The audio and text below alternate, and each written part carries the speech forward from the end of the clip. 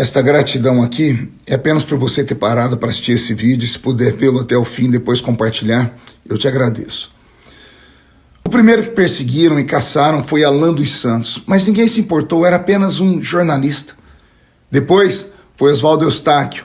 Prenderam ele, calaram a sua voz, ele foi parar numa cadeira de rodas, mas era apenas um jornalista de internet. Depois prenderam Daniel Silveira, calaram a sua voz e anularam o seu indulto, mas ninguém falou nada, era apenas um deputado federal meio extremista. Em seguida, tentaram prender Roberto Jefferson, que, indignado, erroneamente, atacou a polícia. Ninguém se importou, era apenas um líder de partido. Depois caçaram o mandato de um deputado do Paraná, porque criticou as urnas. Ninguém se importou. Afinal de contas, como desconfiar de urnas cuidadas por pessoas tão importantes? Depois foram dezenas de blogueiros, dezenas de influenciadores, dezenas de plataformas que foram desmonetizadas, censuradas e fechadas. Mas ninguém se importou. Eram apenas fake news. Depois foram centenas de pessoas presas, desarmadas, entre elas crianças, mulheres, idosos, doentes, levados para um campo de concentração. E ninguém se importou, pois eram apenas patriotas. Depois foi afastado o governador de Brasília. E então o comandante da Polícia Militar e o secretário de Segurança foram presos, mas ninguém se importou, porque a esquerda estava lutando pela democracia. Depois foi a vez do ex-ajudante de ordens de Bolsonaro. Ele foi preso, mas era apenas um coronel. Depois caçaram 6 mandatos de deputados no Ceará. Ninguém se importou, eram apenas parlamentares estaduais.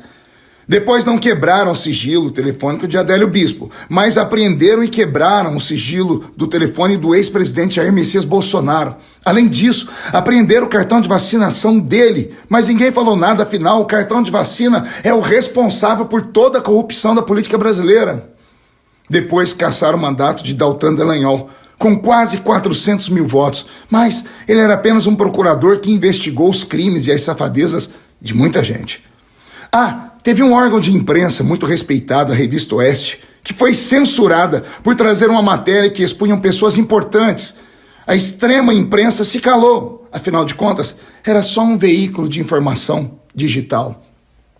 O que revolta é o Congresso não se mover.